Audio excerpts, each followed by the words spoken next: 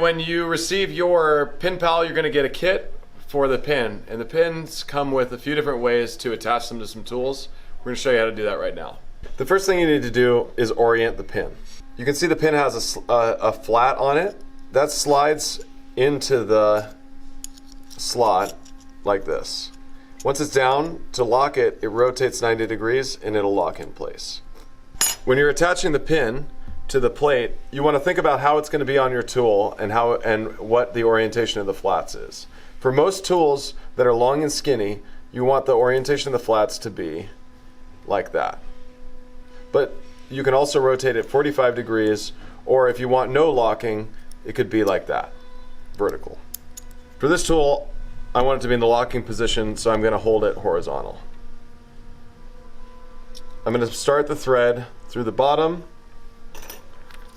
grab my T20 driver, and holding everything together, turn it in.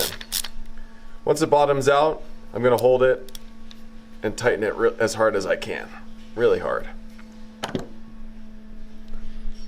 Now your pin's assembled. There's 3 different ways to attach the pin. You can either use the adhesive pad, you can use screws, or you can use zip ties. Let's attach this pin to this tool so I can hang it on my belt. I'm going to think about how I want this tool to be positioned on my belt. I want to hang it with my right hand from this side. I'm going to attach the pin right about there so it doesn't interfere with the battery. And I'm just going to do this by taking some zip ties and wrapping them around. You can get them extra tight with some pliers. Then be sure to trim them off so they don't hurt your hands. That's it.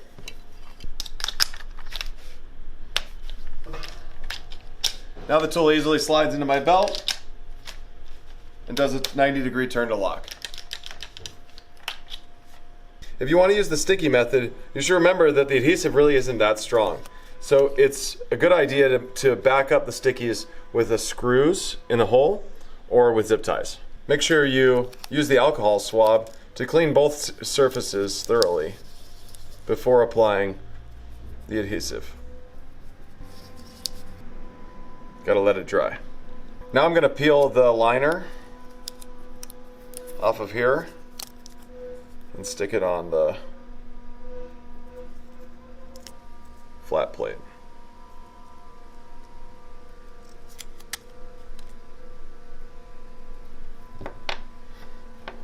Then you remove the other side, stick it onto your tool. There you go.